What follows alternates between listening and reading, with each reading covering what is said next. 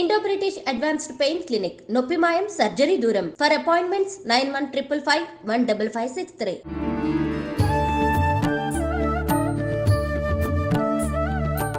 నమస్కారం, welcome to I dream. ధర్మ మార్గం విత్ విజిత కార్యక్రమానికి స్వాగతం.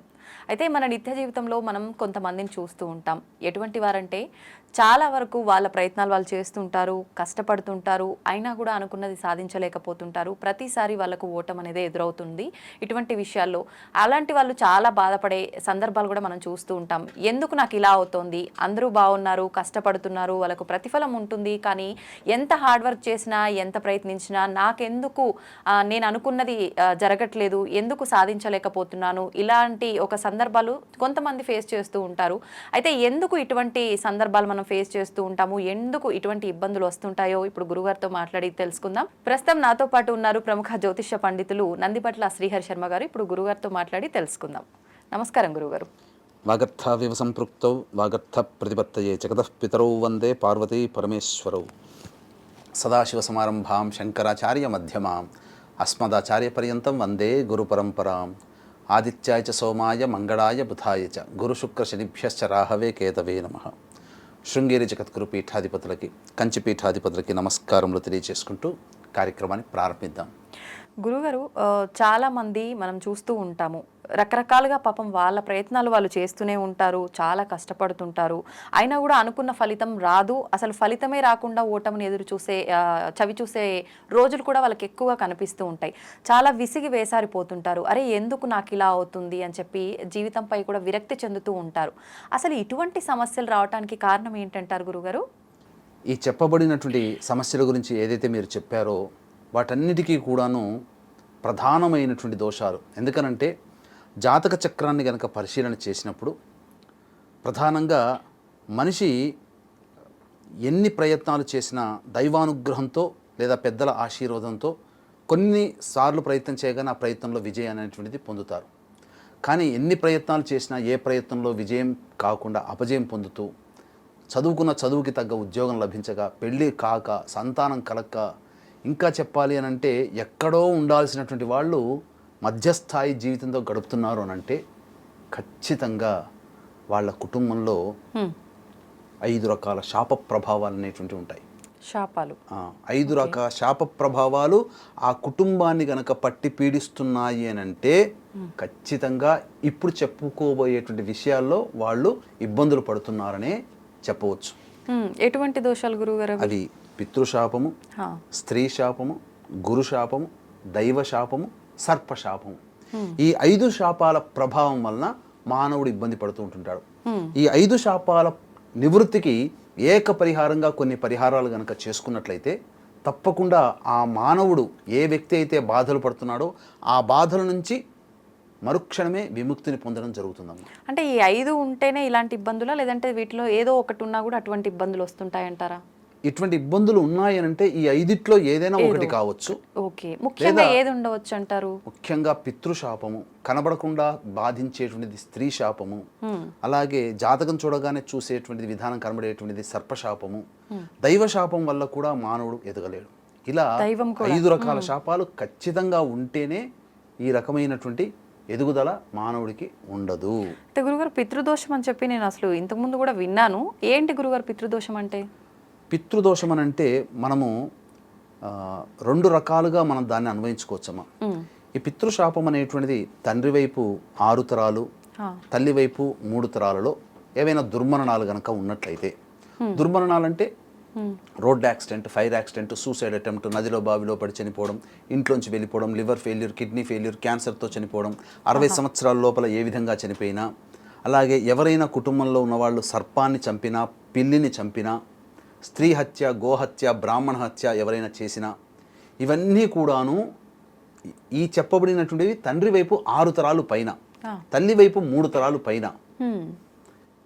ఆ తరంలో వాళ్ళు మళ్ళీ బాబాయిలు, పెదనాన్నలు, ముత్తాతల తాతల తమ్ముళ్ళు, అన్నదమ్ములు, అలాగే తల్లి వైపు ఇవిలా ఎవలా ఉన్నప్పటికీ, ఎలా ఆ విధంగా దుర్మరణాలు పాలైతే ఖచ్చితంగా అది ఆ తరువాత తరం వాళ్ళని పట్టి పీడిస్తుంటుంది. గురుగారు, ఇప్పుడు తండ్రి సైడ్ అంటే అది రక్త సంబంధం కాబట్టి ఆ వంశం అది లెక్కలోకి వస్తుంది కాబట్టి ఓకే, అంటే తల్లి సైడ్ నుంచి కూడా దోషం ఉంటుంది. ఖచ్చితంగా మనం నవీనంగా శాస్త్రం ప్రకారం చూసుకుంటే ఉన్నటువంటి నాలెడ్జ్ ప్రకారం తల్లి వైపు 3 తరాల వరకు ఉండే జీన్స్ పిల్లలకు వస్తాయి.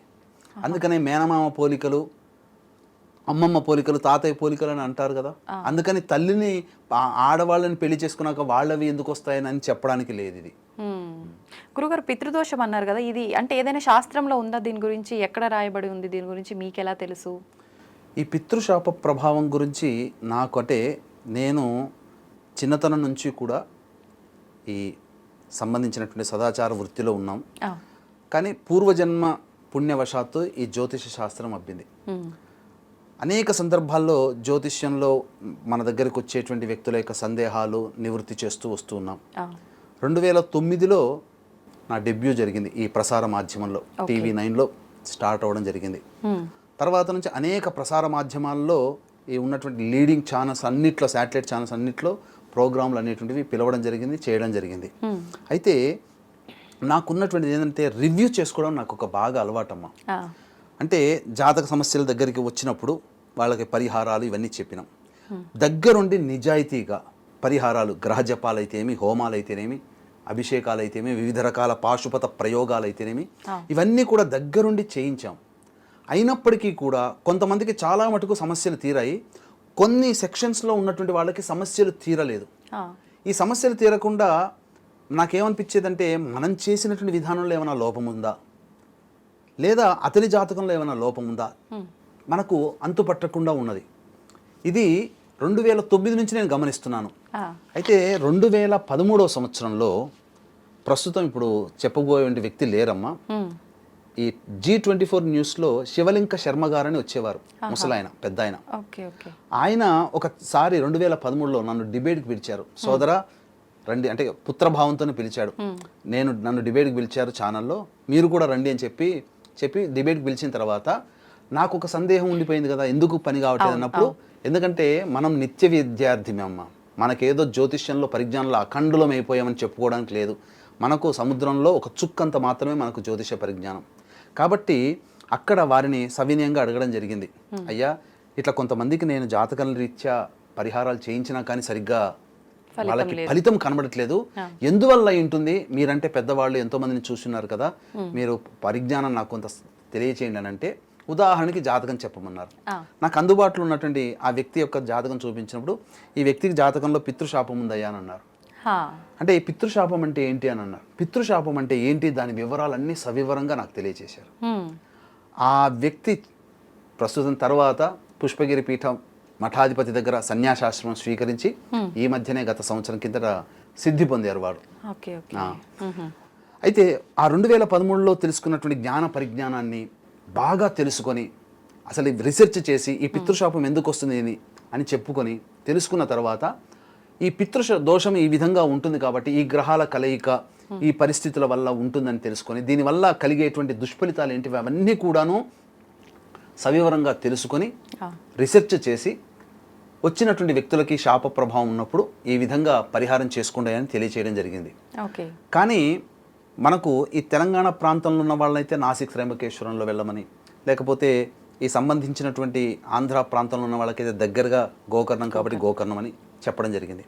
అయితే చాలా మందిని వెళ్ళిన తర్వాత నాకు రివ్యూ చేసుకోవడం అలవాటు అని చెప్పాను కదా, వెళ్ళిన తర్వాత వాళ్ళందరూ సంవత్సరం తర్వాత మళ్ళీ వాళ్ళు అపాయింట్మెంట్ కోసం రావడము, తీసుకున్న తర్వాత నేను చెప్పడం జరిగింది, ఎందుకండి మాకు ఇంకా సమస్యలు తీరలేదు అంటే, ఏం చేశారు అక్కడ, ఏంటి విధానం ఏంటి చెప్పండి అని అంటే వాళ్ళు చెప్పుకుంటూ వచ్చారు. అక్కడ వాళ్ళు కామన్గా కంప్లైంట్ చేసింది ఏంటంటే భాషా ప్రాబ్లం. మాకు అక్కడ భాష మా తెలుగులో మాట్లాడట్లేరు, వాళ్ళు చెప్తున్నటువంటి మందిని అట్లా 100 మందిని అక్కడ కూర్చోబెట్టి, గుంపుగా కూర్చోబెట్టి సామూహికంగా సంకల్పం చెబుతున్నారు. మేము పక్క వాళ్ళని చూసి ఒక మెకానికల్గా యంత్రంలాగా చేస్తున్నాం, కానీ ఒక ఫీలింగ్తో మేము చేసుకోలేకపోతున్నాము అని చెబుతూ, గోకర్ణంలో కూడా ఏంటంటే తండ్రి ఉన్నవాళ్ళు ఈ యొక్క పూజలు పితృ కార్యక్రమాలు చేయకూడదమ్మా. కానీ డబ్బు మీద ఆపేక్షతో అక్కడ శాస్త్రాన్ని పక్కకు పెట్టి తండ్రి ఉన్న వాళ్ళ చేత కూడా గోకర్ణ క్షేత్రంలో చేయించారట కొన్ని సందర్భాల్లో. అయితే వాళ్ళందరూ చాలామంది ఏకకంఠంతో పలు సందర్భాల్లో ఇన్ని చెప్తున్న మీరే ఎందుకు చేయించకూడదు ఈ పూజలు అని చెప్పడం జరిగింది. అనంటే అది ఒక ఆటం బాంబు లాంటిది. దాన్ని జాగ్రత్తగా డీల్ చేస్తేనే మనకి ఏ విధమైన ఇబ్బంది ఉండదు. కానీ దాంట్లో ఒక మిస్యూజ్ చేశామనంటే ఆ ప్రభావము నన్ను ఇబ్బంది పెట్టినా పర్వాలేదు, నా తర్వాత తరాల వాళ్ళని కూడా పట్టి పీడిస్తుందమ్మా. అందుకని భయపడి మంచిగా ఎవరు చేస్తారు అని చెప్పి తెలుసుకొని ఆ వ్యక్తుల చేతనే గత 10 సంవత్సరాల నుంచి చేయిస్తూ వస్తున్నాం. ఈ గత 10 సంవత్సరాలుగా చక్కగా మన ఆధ్వర్యంలో చేయిస్తూ వస్తున్నాం. ఇప్పుడు ఫలితాలు ఉంటున్నాయా గురుగారు? మీరు చక్కగా ఆ చేయించినటువంటి సంవత్సరంలో 6 నెలలు తిరగకుండానే సంతానం పొందిన వాళ్ళు, సంతానం కలక్క ఇబ్బంది ఉన్న వాళ్ళు, వివాహం కాని వాళ్ళకి వివాహాలైన ఉన్న వాళ్ళు, ముఖ్యంగా ఏంటంటే ఈ ల్యాండ్ ఇష్యూస్ ఏవైతే ఉన్నాయో ఆ ల్యాండ్ ఇష్యూస్ అన్ని కూడా సెటిల్మెంట్ లాగా అయ్యాయమ్మా. చాలా విచిత్రం. ఎంతో మందికి, వేల మందికి మంచి జరగడం జరిగింది. కాబట్టి ఇక్కడ ఏంటంటే వీక్షించేటువంటి ప్రేక్షకులు కూడా గమనించాల్సిన అంశం ఏంటంటే, సాధారణంగా ఈ పూజా విషయంలో ఈ భారతదేశంలో అనేక ప్రాంతాలలో చేయిస్తారు. కానీ ఇక్కడ ఏంటంటే చాలామంది తెలియక చేసే తప్పు ఏంటంటేనమ్మా, గూగుల్ ఉంది కదా అని చెప్పి వెతుక్కొని వెళ్ళిపోతారు. ముక్కు మొహం తెలియని వాళ్ళ దగ్గరికి వెళ్ళిపోతారు. పరిచయం ఉండదు. జస్ట్ ఫోన్ నెంబర్ కాంటాక్ట్ చేసి మేము వస్తున్నామండి అని చెప్తారు. వాళ్ళు సరిగ్గా చేయిస్తున్నారో చేయించలేదో ఎలా తెలుస్తుంది? ఇక్కడ ముఖ్యంగా ఏంటనంటే శాస్త్రం తెలిసిన వ్యక్తి అయితే బ్రాహ్మలు కాబట్టి చక్కగా వాళ్ళు ప్రతినిత్యం కార్యక్రమాలు చేసుకుంటారు కాబట్టి వాళ్ళని చక్కగా చేయిస్తారు. కానీ అన్యులకి, ఇతర కులస్తులకి ఈ విధానం తెలియదు కదా, నామమాత్రంగా ఈ యొక్క విధానంతో చేయిస్తున్నారు. అంటే పురాణోక్తంగా చేయిస్తున్నారు. నేను గమనించింది. అందుకనే దగ్గరుండి ఈ యొక్క ప్రతి కార్యక్రమాన్ని చేసేటప్పుడు దగ్గరుండి ఈ కార్యక్రమాలు దగ్గరుండి చేయించడం జరుగుతుందమ్మా. అంటే పురాణోక్తంగా చేయించినప్పుడు ఏమవుతుంటే వాళ్ళకి ఫలితం దక్కట్లేదు, పులోమని వెళ్ళిపోతున్నారు.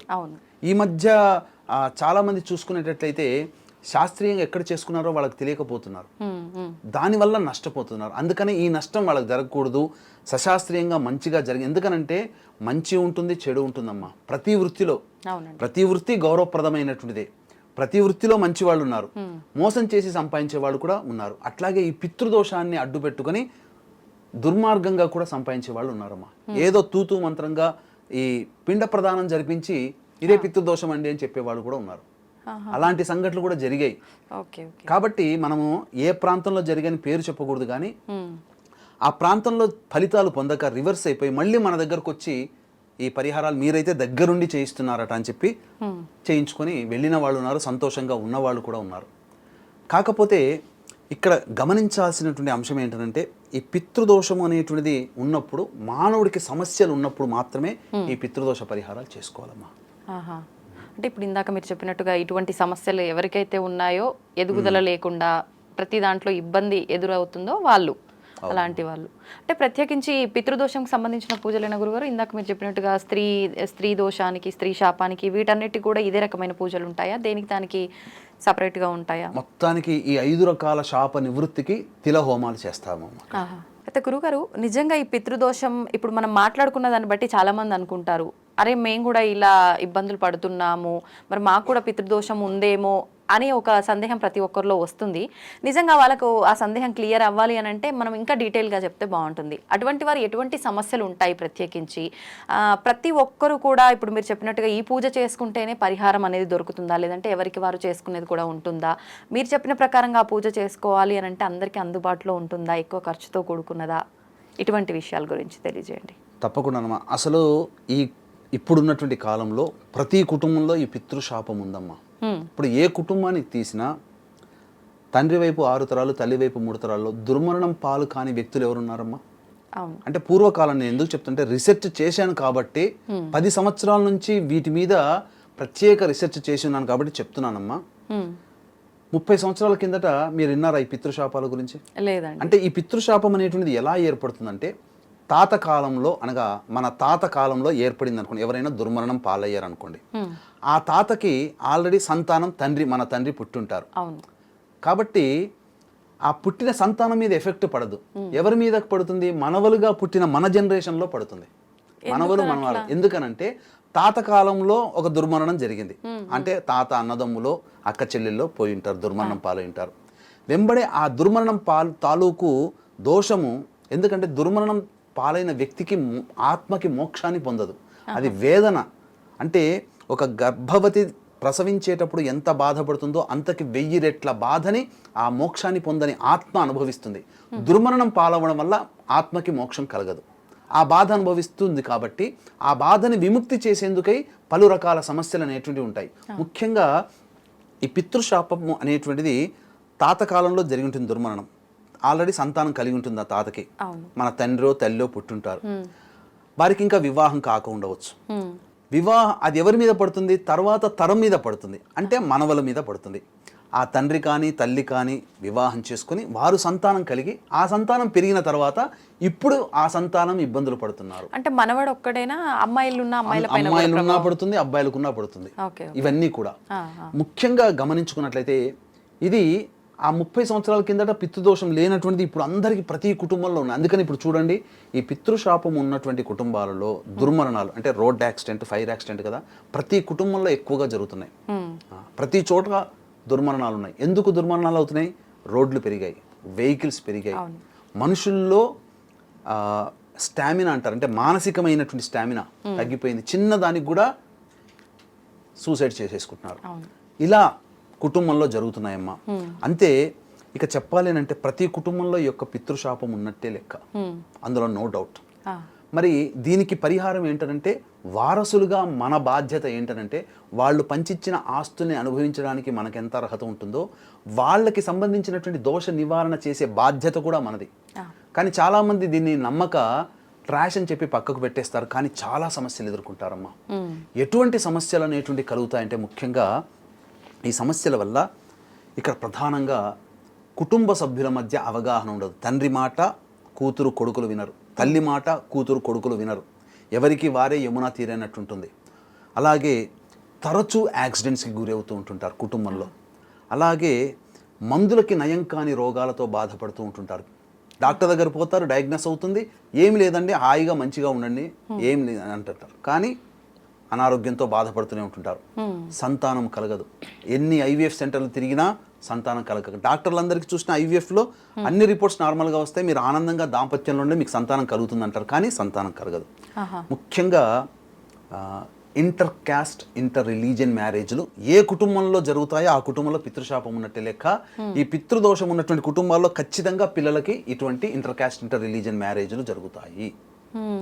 ఇంకొకటి, అందరూ ఆడపిల్లలే సంతానంగా ఉంటారు, పురుష సంతానం ఉండరు. గుడ్డిగా మనం చెప్పొచ్చిందంటే ఆడపిల్లలే మాత్రం ఉండి పురుషులు సంతానంగా లేకపోతే ఆ కుటుంబంలో పితృశాపమే. ఇక్కడ ఆడపిల్లని తక్కువ అని కాదమ్మా, ఈ రోజుల్లో తల్లిదండ్రుల గురించి పట్టించుకునేది 100కి 70 మంది ఆడపిల్లలే. కాబట్టి ఆడపిల్లలు తక్కువ అని కాదు. ఎందుకంటే ఎక్కడో ఒక అయ్యకి దానం చేస్తారు, కన్యాదానం జరుగుతుంది, ఆ ఇంట్లో ఆమె వంశాభివృద్ధి అవుతుంది, మళ్ళీ వీళ్ళ వంశం ముందుకు వెళ్ళలేదు కదా. అలాగే ఇక్కడ శారీరక మానసిక లోపాలతో సంతానం కలిగి ఉంటారో ఈ పితృశాపం వల్ల ఆ విధంగా సంతానం కలుగుతుంది, దానివల్ల ఇబ్బందులు పడుతుంటుంటారు. ఇక ఈ పితృశాపం ఉన్న కుటుంబాలలో మద్యం, మత్తు పదార్థాలకి బానిసలై సంఘ విద్రోహకర శక్తులతో చేతులు కలిపి అరాచకాలు చేసుకుని జైలు పాలవుతుంటుంటారు. అధర్మమైనటువంటి ప్రయాణంలో చేస్తుంటారు సంతానం. ఇంకా తరచూ డైవోర్స్ అవుతుంటాయి, 1, 2, 3, 4 డైవోర్స్లు అయిన వాళ్ళు కూడా ఉన్నారు. పెళ్ళిళ్ళు కాక, ముఖ్యంగా పెళ్ళిళ్ళు కాక ఇబ్బంది పడుతుంటారు, బ్రహ్మచారినిగా ఉండిపోతుంటుంటారు. ఇంకా చెప్పాలి అని అంటే ఎన్నో పూజలు చేశాము, అసలు ఏ పూజలు మాకు ఫలించలేదు, దేవుడు లేడు అని అంటుంటారు కదా. అటువంటి బాధపడే వాళ్ళ కుటుంబాలలో పితృశాపం ఉంటేనే ఆ విధమైన స్థితి ఉంటుంది. ఇంకా చెప్పాలి అని అంటే కోట్లు సంపాదిస్తారు, కానీ అత్యాశకు పోయో లేదా ఒక అనాలోచిత నిర్ణయం తీసుకునో అందులో పెట్టుబడి పెట్టి పూర్తిగా మైనస్లోకి వచ్చి సైకిల్ మీద తిరుగుతారు. ఫ్లైట్లో తిరిగిన వాళ్ళు సైకిల్ మీద తిరగాల్సిన పరిస్థితికి వస్తుంది. ఇంకా చెప్పాలంటే కొన్ని సంఘటనలు అంటే గృహంలో ఎలా తెలుసుకోవచ్చు అని అంటే, గృహంలో గోడలకి క్రాక్స్ ఉంటుంటాయి, ఆ ఇంట్లో పితృశాపం ఉన్నట్లే. అది ఇప్పుడు సర్వసాధారణం. కానీ ఎందుకనే సర్వసాధారణం కాబట్టి ప్రతి కుటుంబంలో పితృశాపం ఉంది, ప్రతి వాళ్ళు తీసుకోవాల్సిందే. ఏ పూజలు చేసినా, ఎంత ప్రయత్నం చేసినా, గొప్ప చదువులు చదివినా సాధారణంగా ఇప్పుడు మన సోషల్ మీడియాలో చూడట్లేదమ్మా, రోడ్డు మీద అడుక్కు తిని ఉంటుంటారు, కానీ ఇంగ్లీష్ బాగా మాట్లాడతారు, వాళ్ళని చూస్తే PhD చేసి ఉంటారు. అట్లా చెయ్యని నేరానికి శిక్షను అనుభవిస్తూ జైలు పాలవుతారు కదా, వాళ్ళు కూడా పితృశాపమే. ఇంకా చెప్పాలి అని అంటే చేతిలోని ఆహారం తరచూ నేల పాలవుతున్నా, ఏ ఇంట్లోనైతే బొద్దింకలు జిల్ల పురుగుల బెడద ఎక్కువగా ఉంటుందో, అలాగే ఇంట్లోని నల్లాలు కొత్తవి మారుస్తాం, వారం బాగుంటాయి, మళ్ళీ తర్వాత బొట్టు బొట్టుగా నీరు కారుతుంటుంది, అటువంటి ఇళ్లలో పితృశాపం ఉంటుంది. ఇక కళల్లో కూడా తరచూ పెద్దవాళ్ళు, చనిపోయిన పెద్దవాళ్ళు, తల్లి తండ్రి నాయనమ్మ స్నేహితులు తరచూ కళలోకి వస్తున్నారు, వాళ్ళకి పితృశాపం ఉన్నట్లు లెక్క. పిల్లిని చంపిన, పాముని చంపిన, స్త్రీ హత్య, గోహత్య, బ్రాహ్మణ హత్య, అన్నిటికంటే మించి ఈ కరోనాలో ఎవరైతే చనిపోతారో వాళ్ళు కూడా పితృశాపమే. పితృశాపం ఉంటేనే ఈ విధంగా. ఇక ఎటువంటి రోగాలతో సంబంధం లేదు, ఎటువంటి విపత్తులతో సంబంధం లేదు, 60 సంవత్సరాల లోపల ఏ విధంగా చనిపోయినా పితృశాపమే. అందుకనే ఈ యొక్క పితృదోష నివారణార్థమై ఈ కార్తీక మాసం ఆఖరి కార్తీక సోమవారం రోజున, నవంబర్ 25వ తారీఖు రోజున మన పీఠం ఆధ్వర్యంలో ఈ పితృదోష నివారణ కార్యక్రమాలు గోకర్ణంలో చేయించడం జరుగుతుంది. చక్కటి పండితులు, తెలుగు వాళ్ళు వచ్చేటువంటి, తెలుగు చెప్పగలిగి ఉండి చక్కగా దగ్గరుండి సశాస్త్రీయంగా నేను ఉంటాను దగ్గరుండి. అంతేకాకుండా మనం ఎవరికి ఫోన్ చేసి ఎంక్వైరీ చేసుకున్నా ఎలాంటి ఖర్చు ఉంటుందో అదే ఖర్చుతో మనం చేస్తున్నాం. ఒక బెనిఫిట్ ఏంటంటే వాళ్ళకి మనం ఉంటాం దగ్గర, అదొక్కటే బెనిఫిట్. దానివల్ల ఏంటంటే సజావుగా సశాస్త్రీయంగా జరుగుతుందని మనం హామీ ఇవ్వచ్చు. కానీ ఖచ్చితంగా సంవత్సరం లోపల వాళ్ళ సమస్య పరిష్కారం అవుతుందమ్మా, అందులో ఏమాత్రం సందేహం లేదు. అయిన వాళ్ళు ఉన్నారు ప్రశాంతంగా, మన ద్వారా చేయించుకున్న అయిన వాళ్ళు చాలా ప్రశాంతంగా ఉన్నారు. అన్నిటికంటే ముఖ్యంగా ఎన్ని పూజలు చేసినా, ఎన్ని ప్రయత్నాలు చేసినా జీవితంలో విసిగి వేసారిపోయామన్నటువంటి వాళ్ళు ఈ ఒక్క పరిహారం చేసి, నన్ను నమ్మి ఒక్క పరిహారం చేయండి, తప్పకుండా వాళ్ళకి మంచి జరుగుతుంది. చాలా సందర్భాల్లో ఇవి నిరూపణ అయినాయమ్మా. కాబట్టి ఎన్ని రకాలుగా ప్రయత్నం చేసినా విజయం పొందని వాళ్ళు ఆఖరి ప్రయత్నంగా ఇది చేసుకోవాల్సిందే. మీకు ఇంకొక విషయం చెప్పమంటారమ్మా, అతిరాత్రం అనేది మన తెలంగాణలో జరిగింది. ఆ అతిరాత్రం నిర్వహించినటువంటి యజ్ఞ నిర్వాహకులు ఆ పెద్ద ఆయన, ఇప్పుడు 80 ఏళ్ళు దాటాయి, ఆయన కూడా ఈ యొక్క మన దగ్గర ఈ పూజ చేయించుకున్నాడు.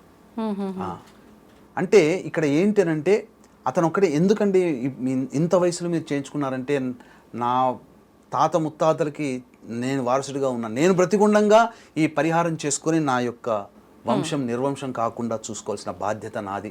నా తర్వాత తరాల వాళ్ళు ఇబ్బంది పడకూడదంటే నేను ఈ పరిహారం చేయాలి. నేను బతికుండంగా నేను చేయాల్సిన పరిహారం, మిగిలిన పరిహారం, తీసుకోవాల్సినటువంటి రుణం ఇది ఒక్కటేనయ్యా అని చెప్పి చేయించుకున్నారు. అంటే మనం ఎవరైతే చేస్తామో ఇంకా ఆ తరం నుంచి పితృదోషం అనే సమస్య ఇంకా ఉండదు. అవకాశం ఉంటే 2-3 మన దగ్గరికి గత 10 సంవత్సరాలుగా చేస్తున్నాను అనుకున్నాం కదమ్మా, వాళ్ళకి ఏదైనా భరించరాని ఇబ్బంది వచ్చినప్పుడు ఈ పితృశాపం చేయించుకుంటారమ్మా వచ్చి, మనం అప్పుడు చేసాం మళ్ళీ చేయించుకుంటాం గురువు గారు అని చెప్పి. అందువల్ల ఖచ్చితంగా ఇలాంటి పూజ చేసుకోవాల్సిందే. ఈ కార్తీక మాసం అందున ఆఖరి కార్తీక సోమవారం రోజున ఏమైందంటే ఉత్తరా నక్షత్రం ఉంది, ఆ రోజున దశమి తిథి ఉంది. ఉత్తరా నక్షత్రం అంటే పితృకారకుడు రవి, ఆ రవి యొక్క నక్షత్రం ఉత్తరా నక్షత్రం, జన్మ నక్షత్రం, సింహరాశిలో ఉంటాడు. కాబట్టి ఆ రోజున గనక పితృదోషం గనక పరిహారం చేసుకుంటే అద్భుతంగా అవుతుందమ్మా. ఇక చాలా మటుకు 10 సార్లు చేసిన పుణ్య ఫలితం అక్కడ వస్తుంది, ఒక్కసారికే వస్తుంది. గురుగారు, కార్తీక సోమవారాలు చాలా ప్రత్యేకమైనవి. అందులో మరీ ముఖ్యమైన సోమవారం కార్తీక మాసంలో వచ్చే 3వ సోమవారం అని, మనం మామూలుగా కార్తీక పౌర్ణమి అనగానే చాలా విశిష్టమైన రోజుగా ఆ రోజు ఉపవాసం ఉండి విధి విధానాలని ఆచరిస్తూ ఉంటాము. అయితే ఆ రోజు చేస్తే ఎటువంటి ఫలితం వస్తుందో అదే విధంగా ఈ 3వ సోమవారం కూడా మనం విధి విధానాలు ఆచరించి ఆ పూజ కనుక చేస్తే అదే రకమైన ఫలితం పొందవచ్చు అని చెప్పారు కదా. మన ప్రేక్షకులందరి కోసం కూడా ఆ విధానాన్ని తెలియజేయండి గురుగారు. తప్పకుండానమ్మా, ఎందుకనంటే ప్రేక్షకులందరికీ కూడాను పుణ్యాన్ని సంపాదించుకునే మార్గమైన ఈ కార్తీక మాసంలో ఎలా విధి విధానాలు చేసుకోవాలనేది తెలియచేశాం. ప్రేక్షకులందరికీ కూడా నమస్సుమాంజలులు చక్కగా ఆదరిస్తున్నారు. మీ అందరి కోసమై ప్రత్యేకించి శివానుగ్రహం అతి త్వరగా కలగడం కోసం ఈ 3వ కార్తీక సోమవారానికి ప్రత్యేకమైన విశిష్టత ఉందమ్మా. ఈ విశిష్టత ప్రభావం వలన శివ కుటుంబాన్ని పూర్తిగా ఆరాధన చేసిన ఫలితం ఈ యొక్క కార్తీక సోమవారం. ఏ సోమవారం అనేది కూడా తెలియచేస్తాను. ఎందుకంటే సాధారణంగా సోమవారం అనేసరికి ఈశ్వరునికి మాత్రమే ప్రత్యేకంగా చెప్పబడి ఉంది. కానీ ఇటు ఈశ్వరుణ్ణి, అమ్మవారిని, వినాయకుడిని, కుమారస్వామిని, సుబ్రహ్మణ్య స్వామిని ఆరాధన చేసినటువంటి సంపూర్ణ పుణ్య ఫలితం ఈ యొక్క సోమవారం రోజున మాత్రమే లభిస్తుంది. మనం చేసుకున్న అదృష్టం ఈ క్రోధినామ సంవత్సరంలో మనం చేసుకున్న అదృష్టం అమ్మ. ఈ యొక్క కార్తీక సోమవారానికే ప్రత్యేకమైనటువంటి శుభం అనేటువంటిది ఉంది. కాబట్టి వీక్షించేటువంటి ఐడ్రీమ్ ప్రేక్షకులు ఎలాంటి పూజా విధానం చేయాలి, పెళ్లి కాని అమ్మాయిలు ఎలాంటి నియమాన్ని వ్రతాన్ని ఆచరించాలి, అబ్బాయిలు అమ్మాయిలు ఏ విధంగా ఈశ్వరుని అర్చన చేయాలి, అలాగే ప్రత్యేకంగా ఆ రోజున ఈశ్వరుడికి ఎటువంటి ద్రవ్యంతో ఒక ద్రవ్యం అనేటువంటిది ఉంటుంది, అతి సామాన్య మానవుడికి కూడా అందుబాటులో ఉండే ద్రవ్యమేనమ్మా. ఆ ద్రవ్యంతో ఏ విధంగా అభిషేకం చేసుకోవాలి. ఇక ప్రత్యేకించి ఒక గొప్ప అదృష్టం ఏంటంటే సోమవారం నాడు కలిసి రావడం. చంద్రమండలంలో ఒక చోట చెబుతాను, ఒక ప్లేస్, ఆ చంద్రుడు ఉన్నటువంటి ప్లేస్లో, అంటే ఒక ప్లేస్లో దర్శనం చేసుకొని నమస్కారం చేసుకుంటే శివానుగ్రహం కలుగుతుందమ్మా. అటువంటి విషయాలన్నీ కూడా సంపూర్ణంగా క్లుప్తంగా తెలియచేసుకుందాం, ఎక్కువగా ల్యాక్ చేయకుండా కొద్దిగా క్లుప్తంగా తెలియచేసుకుందాం. కాబట్టి వీక్షించేటువంటి ప్రేక్షకులు చక్కగా ఈ వీడియోని ఆశాంతం వీక్షించండి. ఇక ముఖ్యంగా విశిష్టత గురించి తెలియచేస్తానమ్మా. 18వ తారీఖు కార్తీక 3వ సోమవారం. ఆ సోమవారం అనేసరికి మనకు ఈశ్వరునికి ప్రత్యేకంగా చేసుకుంటాం. ఆ రోజు ఉన్నటువంటి తిథి ఏంటి? తదియ తిథి. తదియ తిథి ఎవరికి అధిపతి అని అంటే, ఎవరు అధిపతిగా ఉంటారంటే గౌరీదేవి, అంటే సాక్షాత్తు అమ్మవారే అధిపతిగా ఉండేటువంటి తిథి. అదొకటి కలిసిందా? అవునండి. తర్వాత ఆ రోజున ఉన్నటువంటిది ఏంటంటే సంకష్టహర చతుర్థి, చాలా విశేషంగా చేసుకుంటారు. తర్వాత ఆ రోజు ఉన్నటువంటి నక్షత్రం ఏంటి? మృగశిర నక్షత్రం. ఇది ఎవరికి సంబంధించి? ఈ మృగశిర నక్షత్రానికి అధిపతి ఎవరు? కుజుడు. కుజుడు అంటే ఎవరు? సాక్షాత్తు సుబ్రహ్మణ్య స్వామి. అవును అవును. కాబట్టి కుజునికి అధిష్టాన దేవత సుబ్రహ్మణ్య స్వామి. ఇక్కడ నలుగురు దేవతలు వచ్చారు, ఈశ్వరుడు వచ్చాడు. అంటే ఈశ్వరుని సోమవారం అని అనుకుంటాం. సంకష్టహర అంటే వినాయకుడిని పూజిస్తాము. తదియ తిథి గౌరీదేవి అమ్మవారికి. తర్వాత మృగశిర నక్షత్రం సుబ్రహ్మణ్య స్వామికి. సోమవారం కార్తీక సోమవారం అని అంటున్నాము, కానీ శివుడికి సంబంధించిన ఆరుద్ర నక్షత్రం, శివుడి యొక్క జన్మ నక్షత్రం ఆరుద్ర. ఆ ఆరుద్ర నక్షత్రం ప్రదోష కాలంలో ఉంటుంది. ఎంతటి పుణ్యమమ్మా ఆ రోజున. నిజంగానే అండి, చాలా పుణ్యమమ్మా. నిజంగా మన ప్రేక్షకులకు చాలా మంచి విశేషమైన రోజు. ఎందుకంటే అన్ని కార్తీక సోమవారాలలో శివ పరివారం మొత్తము ఉండేటువంటి రోజు ఆ ఒక్క రోజు మాత్రమే. కాబట్టి చక్కగా సంకష్టహర చతుర్థి వ్రతాన్ని చేసుకునేటువంటి వాళ్ళు ఎవరైతే ఉంటారో ఆ సంకష్టహర చతుర్థి వ్రతాన్ని చక్కగా ఆ రోజున ఆచరించండి. ఆ రోజున గణపతి హోమం చేసుకున్న చాలా విశేషం అమ్మ. ఇక తరువాత ఇక గమనించాల్సినటువంటి అంశం ఏంటంటే తదియ తిథి కదా, గౌరీ అమ్మవారి ఆరాధన. గౌరీదేవి అధిష్టాన దేవతగా ఉండే తిథి ఆ రోజున. చాలామంది నక్షత్రానికి ప్రాధాన్యం ఇస్తారు, కానీ తిథి కూడా చాలా ప్రాధాన్యత. ఇక ఆ రోజున మృగశిర నక్షత్రం కదా, సుబ్రహ్మణ్య స్వామి ఆరాధన చేసుకున్న వాళ్ళకి కుజదోషములు తొలగిపోతాయి, వివాహ ప్రయత్నంలో ఆటంకాలు తొలగిపోతాయి. ఇక ప్రదోష కాల సమయంలో ఆరుద్ర నక్షత్రం ఉన్నప్పుడు ఏం చెయ్యాలనేటువంటిది మనం తెలియచేసుకుందాం. ముఖ్యంగా ఆ రోజున ఎలా ఆచరించాలి? పొద్దున్నే బ్రహ్మ ముహూర్త కాలంలో 3 గంటలకల్లా లేచి కాలకృత్యాదులు తీర్చుకొని 4 గంటలకల్లా చక్కగా ఆ పూజా మందిరాన్ని శుభ్రపరచుకొని శివ పరివారం ఉన్నటువంటి చిత్రపటం, అంటే అమ్మవారు, ఈశ్వరుడు, వినాయకుడు, సుబ్రహ్మణ్య స్వామి వాహనములు ఉన్నటువంటి శివ కుటుంబ పరివారం ఉన్న చిత్రపటం ఉంటుంది. ఆ చిత్రపటానికి మల్లెపూలమాల కానీ అలాగే గన్నేరు పూలమాల కానీ వేసి చక్కగా ఆవు నేతితో దీపారాధన చేసి, ఆ యొక్క వీలుంటే ఇంట్లో అభిషేకం చేసుకోగలిగే ఉంటే శివలింగానికి శివాయ నమః అనుకుంటూ అభిషేకం చేసుకోండి. లేని వాళ్ళు ఇబ్బంది పడాల్సిన అవసరం లేదు. ఎటువంటి ద్రవ్యాలతో చేసుకోవచ్చు అభిషేకం?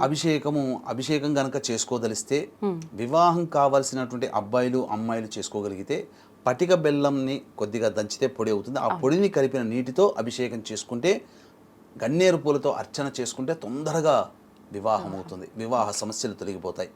ఇక ఉద్యోగం కోసం ఆరాటపడేటువంటి వాళ్ళు, ఉద్యోగం అభివృద్ధి, ఉద్యోగం మార్పు కావాలనుకునే వాళ్ళు చెరుకు రసంతో ఈశ్వరుడికి అభిషేకం చేసుకోవాలి. ఆరోగ్యం కోసం పాటుపడేటువంటి వాళ్ళు నేతితో, శుద్ధమైన ఆవు నేతితో అభిషేకం చేసుకోవాలి. అలాగే ప్రతిదీ కూడాను సమస్యలుగా ఉన్నటువంటి వాళ్ళకి వివిధ దూర్వాంకురములతో కలిపిన నీటితో అభిషేకం చేసుకోవాలి. ఇలా వివిధ ద్రవ్యములతో అభిషేకం చేసుకోవచ్చు. అభిషేకం చేసుకునే శక్తి ఉంటే చేసుకోండి.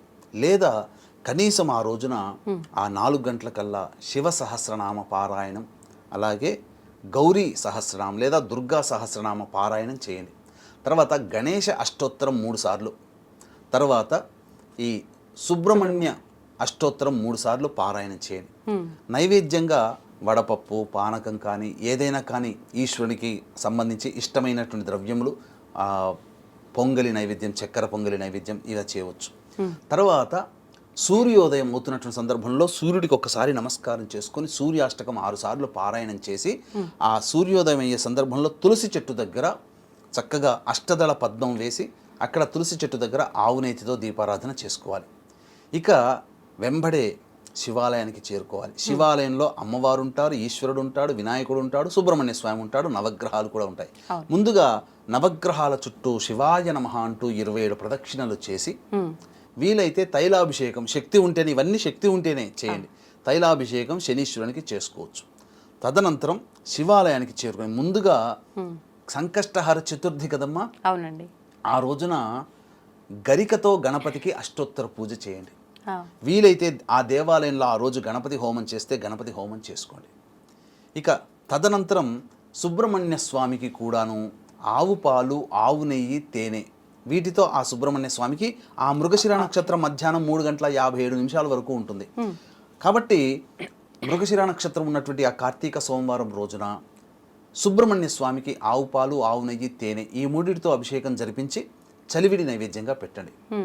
ఇక తరువాత ఈశ్వరుడికి పంచామృతాలతో అభిషేకం జరిపించి చక్కగా బిల్వ దళములతో అర్చన చేసుకో. అర్చన వరకు ఈశ్వరునికి సాయంకాలం వరకు టైం ఇవ్వండి. తర్వాత అమ్మవారికి కూడా అభిషేకం జరిపించుకొని వీలైతేనే అభిషేకం జరిపించుకొని చక్కగా చక్కెర పొంగలి నైవేద్యంగా పెట్టండి. వీలైతే ఆ రోజు కార్తీక సోమవారము సంకష్టహర చతుర్థి అంటే అమ్మవారిని ఉపాసన చేసే శాక్తేయ మతస్థులు, గణపతిని ఉపాసన చేసే గాణాపత్య మతస్థులు, సుబ్రహ్మణ్య స్వామిని ఉపాసన చేసేటువంటి శక్తి మతస్థులు, తర్వాత ఈ ఈశ్వరుని ఆరాధన చేసే శైవ మతస్థులు అందరికీ కూడా ఈ గణపతి సంకష్టహర చతుర్థి చేసేవాళ్ళు చాలామంది ఉంటారు. కాబట్టి ఆ విధంగా ఆ రోజున ఉపవాసం ఉండే ప్రయత్నం చేయండి. ఉపవాసం ఉన్న తర్వాత 5 గంటలకల్లా మళ్ళీ కాలకృత్యాదులు తీర్చుకొని సాయంత్రం 6:04 ఆ సమయంలో చక్కగా ఈ శివాలయానికి చేరుకొని బిల్వ దళములతో అర్చన, మారేడు దళములతో అర్చన జరిపించుకోండి. అమ్మవారికి కూడా అర్చన జరిపించుకోండి. ఆ ప్రదోషకాల సమయం 6:04 నుంచి 7 గంటల వరకు ప్రదోషకాలం అమ్మ. ఆ సమయంలో 720 ఒత్తులతో ఆ స్వామి సన్నిధిలో దీపారాధన చేయాలి. ఇక సాయంకాలం సమయంలో విశేష ద్రవ్యం ఒకటి ఉంటుంది, ఆ ద్రవ్యంతో అభిషేకం చేసుకోవాలి. అలాగే ఒక ఆకాశంలో ఒక చోటు ఉంటుంది, ఆ చోటునికి చూసుకొని ఆ చోటుకి నమస్కారం చేసుకుంటే శివానుగ్రహం కలుగుతుందని చెప్పాను కదా. ఇప్పుడు వివరాలు తెలియజేస్తాను. గురుగారు, ఇప్పుడు కార్తీక పౌర్ణమి రోజు ఈ 720 ఒత్తులు వెలిగిస్తారు కదా, ఎలాగూ మళ్ళీ సోమవారం రోజు కూడా వెలిగించాల్సిందేనా? వెలిగించుకుంటే చాలా విశేషం. ఎందుకంటే మూడవ కార్తీక సోమవారం మళ్ళీ ఆ ప్రదోషకాల సమయానికి వచ్చేసేస్తుంది ఒక నక్షత్రం, శివుడి నక్షత్రం అయినటువంటి ఆరుద్ర నక్షత్రం వస్తుంది. వీక్షించేటువంటి ప్రేక్షకులకి గమనిక, ఆఖరి కార్తీక సోమవారం నవంబర్ 25వ తారీఖు రోజున తండ్రి వైపు 6 తరాలు, తల్లి వైపు 3 తరాల్లో ఏవైనా దుర్మరణాలు కనుక ఉన్నట్లయితే, అనగా road accident, fire accident, suicide attempt, నదిలో బావిలో పడి చనిపోవడం, ఇంట్లోంచి వెళ్ళిపోవడం, లివర్ ఫెయిల్యూర్, కిడ్నీ ఫెయిల్యూర్, క్యాన్సర్తో చనిపోవడం, 60 సంవత్సరాల లోపల ఏ విధంగా చనిపోయినా ఇవన్నీ పితృశాపములు అని అంటారు. ఈ పితృశాపముల నివృత్తికి గోకర్ణ క్షేత్రంలో నవంబర్ 25 ఆఖరి కార్తీక సోమవారం రోజున పితృదోష నివారణ పూజలు సశాస్త్రీయంగా మా పీఠమాధ్వర్యంలో జరపబడుతున్నాయి. ఈ పితృదోషం ఉండడం వల్ల ఇంట్లో పిల్లలకి పెళ్ళిళ్ళు కాకపోవడం, సంతానం కలగకపోవడం, కుటుంబ సభ్యుల మధ్య అవగాహన ఉండకపోవడం, అలాగే మందులకి నయం కాని రోగాలతో బాధపడుతూ ఉండడం, ఇలా ప్రతిదీ చికాకుగా ఉండడం, ముఖ్యంగా కుటుంబ అభివృద్ధి అనేటువంటిది ఉండకపోవడం జరుగుతుంది. కాబట్టి చక్కగా ఈ ఆఖరి కార్తీక సోమవారం నాడు జరిపే పితృదోష నివారణ పూజలో మీరు పాల్గొనవచ్చు. విశేష ద్రవ్యంతో చెప్పుకున్నాం కదమ్మా. అవునండి. 5 గంటలకల్లా మనం అన్నం వండుకోవాలమ్మా. ఎందుకనంటే ప్రెషర్ కుక్కర్లో వండితే అన్నం ముద్దలాగా అవుతుంది. గంజి వార్చాలి. గంజి వార్చితే పుల్లలుగా అన్నం అవుతుంది. దాన్ని చక్కగా ఒక తెల్లటి బట్ట మీద పరిచి వాటిని కొద్దిగా ఆరబెట్టాలి. ఈ 6:04 సూర్యాస్తమయం అయిపోతుంది, ప్రదోషకాలం స్టార్ట్ అవుతుంది కదా.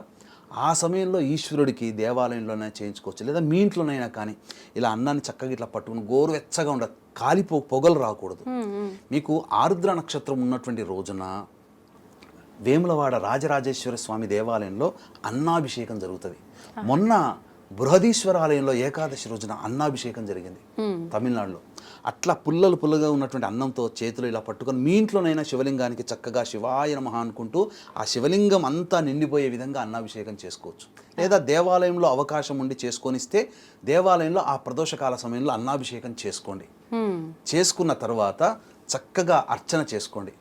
ఎటువంటి ఫలితం ఉంటుంది గురుగారు అన్నాభిషేకం చేసుకుంటే? కుటుంబ అభివృద్ధి, సర్వకామ్య సిద్ధి జరుగుతుంది. ఈశ్వరుడికి ఆరుద్ర నక్షత్రం ఉన్నటువంటి రోజున అన్నాభిషేకం చేస్తే అసలు ఉప్పొంగిపోతాడట ఆ ఈశ్వరుడు. నాకు ఇంత అన్నాభిషేకం అంటే ప్రపంచంలో అన్నగత ప్రాణ కలియుగే అన్నగత ప్రాణ, మన ప్రాణాన్ని అన్నం రూపంలో పెట్టి ప్రాణాన్ని సమర్పించినంత విధానం. ఇప్పుడు పూర్వకాలంలో కంటిని సమర్పించి తిన్నడు, భక్తుడయ్యాడు. విష్ణువు కంటిని సమర్పించి సుదర్శన చక్రాన్ని ఈశ్వరుని ద్వారా పొందాడు, ఇంతకుముందు చెప్పుకున్నాం. మన ప్రాణము కలియుగే అన్నగత ప్రాణ అన్న సూక్తి కాబట్టి అటువంటి ప్రాణం, మన ప్రాణంతో సమానమైన అన్నముని ఆ ఈశ్వరునికి అభిషేకం చేస్తే మనకు దీర్ఘాయువు లభిస్తుంది. అలాగే కుటుంబ సమృద్ధి అవుతుంది, అంటే కుటుంబం అభివృద్ధి అవుతుంది. అలాగే మన జీవితంలో అన్ని కోరికలు నెరవేరుతాయి. ఆ అన్నాభిషేకం అవకాశం ఇస్తే పురోహితులు, అర్చక స్వాముల వారు దేవాలయంలో చేయండి, లేదా మీ ఇంట్లోనైనా 6 to 7 మధ్యలో చేయండి. చేసిన తర్వాత సమయం ఉన్నప్పుడు దేవాలయానికి వెళ్ళి 360 + 360 720 ఒత్తులతో ఆవు నేతితో దీపారాధన చేయండి. అయితే వీక్షించేటువంటి ప్రేక్షకుల్లో మొన్న కార్తీక పౌర్ణమి రోజున, అనగా కార్తీక పౌర్ణమి రోజున చాలామంది 100కి 70% మంది ఊరా వాడలా దీపారాధనలు చేసి ఉంటారు. కానీ ముఖ్యంగా ట్రైన్ జర్నీ చేస్తున్న వాళ్ళు, బస్ జర్నీ చేస్తున్న వాళ్ళు, సొంత వెహికల్స్లో జర్నీ చేస్తున్న వాళ్ళు, లేదా వాళ్ళున్న ఊర్లో ఆ ప్రదోషకాల సమయంలో ట్రావెల్ చేస్తున్న వాళ్ళు, విమానాల్లో జర్నీ చేస్తున్న వాళ్ళు, కొంతమంది ఆడవాళ్ళకి ఋతుక్రమం వచ్చి ఉండడం వల్ల ఇబ్బంది అయిపోయి చేసుకోలేని వాళ్ళు, కొంతమందికి రక్త సంబంధీకులు మరణించడం వల్ల మైల వచ్చినటువంటి వాళ్ళు చేసుకోలేని వాళ్ళు, వీళ్ళందరికీ కూడా ఆ కార్తీక పౌర్ణమితో సమానంగా ఉన్నటువంటి ప్రత్యేక సందర్భం మనం చేసుకున్న అదృష్టం. ఈ యొక్క 3వ కార్తీక సోమవారం 18వ తారీఖు రోజున వెంబడే రావడం, శని ఆదివారాలు గ్యాప్ వచ్చి మళ్ళీ సోమవారం, ఆ రోజున దీపారాధన చేయండి. కార్తీక పౌర్ణమి రోజున చేసుకోలేకపోయామనే బాధ ఈ 3వ కార్తీక సోమవారం అయినటువంటి నవంబర్ 18వ తారీఖు రోజున తీరుతుంది. ఆ తదనంతరం ఆకాశంలోకి చూడాలమ్మా. ఆకాశంలో ఆరుద్ర నక్షత్రం ఉంటుంది. ఆ రోజు ఆ ఆరుద్ర నక్షత్రం చంద్రోదయం అవుతుంది. ఆరుద్ర నక్షత్రానికి ఒక్కసారి నమస్కారం చేసుకొని ముమ్మార్లు ప్రదక్షిణ చేయండి. ఇలా నమస్కారం చేసుకున్నటువంటి కుటుంబంలో యోగ్యమైనటువంటి సంతానం కలిగే దంపతులు ఉంటారు కదా, వాళ్ళకి శివానుగ్రహంతో శివస్వరూపమైనటువంటి సంతానం కలుగుతుంది. గురుగారు, ఇప్పుడు ఆకాశం వైపు చూస్తే ఎన్నో రకాల నక్షత్రాలు కనిపిస్తూ ఉంటాయి. మరి ఆరుద్ర నక్షత్రం ఇదే అని చెప్పి ఎలా తెలుస్తుంది? మనకు జ్యోతిష్య పరిజ్ఞానం దీంట్లో ముఖ్యమమ్మా. ఏంటనంటే 27 నక్షత్రాల్లో చంద్రుడు తిరుగుతూ ఉన్నప్పుడు చంద్రుడు ఏ నక్షత్రానికి దగ్గరగా ఉంటాడో ఆ రోజు ఆ నక్షత్రం ఉంటుంది.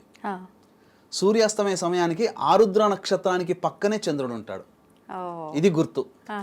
తర్వాత ఏ నక్షత్రం ఆ రోజు ఉంటుందో ఆ సమయానికి, సాయంకాల సమయానికి ఆ నక్షత్రానికి దగ్గరలో చంద్రుడు ఉంటాడు. కాబట్టి ఆకాశంలో చంద్రుడు ఉన్నటువంటి పక్కన చుట్టుపక్కల ఆరుద్ర నక్షత్రం ఉంటుంది. ఇప్పుడు ఈ నక్షత్రంతో పాటు ఇంకా వేరే నక్షత్రాలు ఏమైనా చంద్రుని దగ్గరలో ఒక్క నక్షత్రం కాదు, ఒక్కొక్క నక్షత్రము కొన్ని నక్షత్రాలతో సమూహం. ఆరుద్ర నక్షత్రం ఎలా ఉంటుందనంటే శివతాండవం చేస్తున్నటువంటి విధానంగా ఉంటుంది. శివతాండవం చేసే మ్యాప్ ఎలా అయితే ఉంటుందో ఈశ్వరుడిది, ఆ విధంగా నక్షత్రాలు ఉంటాయి, పొందిక అలా ఉంటుంది.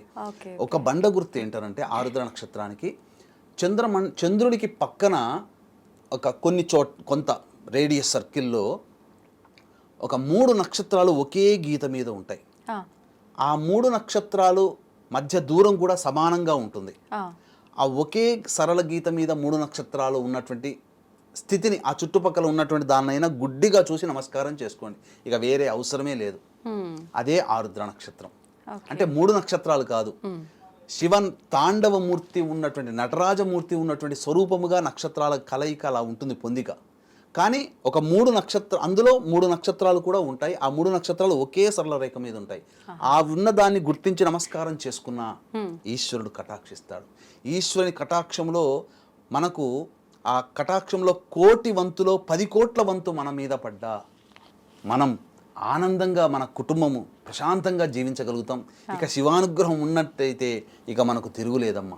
ఈ శివానుగ్రహం కోసమే ఎంతో మంది పరితపిస్తుంటారు. కలియుగంలో చేసుకున్న మనం జన్మించడం పుణ్యం. అతి శీఘ్రంగా శివానుగ్రహం కలుగుతుంది. కాబట్టి ఈ చెప్పినటువంటి విధంగా ఆరాధన చేయండి. ఇక వివాహం కావాల్సినటువంటి అమ్మాయిలు ఎవరైతే ఉంటారో, మృగశిర నక్షత్రం సోమవారం అయింది కాబట్టి ఉదయాన్నే కాత్యాయని వ్రతం, ఎందుకంటే తదియ తిథి కూడా వచ్చింది ఆ రోజున. కుజునికి సంబంధించినటువంటి కుజదోషం ఉన్నటువంటి అమ్మాయిలకి చక్కటి భర్త రావాలనే ఉద్దేశంతో మృగశిర నక్షత్రం కూడా ఉంది, కుజ నక్షత్రం. ఆ రోజున కాత్యాయని వ్రతం చేయండి. ఎందుకంటే కాత్యాయని వ్రతానికి అధిపతి మళ్ళీ అమ్మవారే, గౌరీ అమ్మవారే. తదియ తిథికి కూడా గౌరీదేవి అధిష్టాన దేవత. కాబట్టి కాత్యాయని వ్రతం మంగళవారం నాడు చేస్తారు. కానీ ఈ యొక్క కార్తీక 3వ సోమవారం అయినటువంటి 18వ తారీఖు రోజున చేయండి.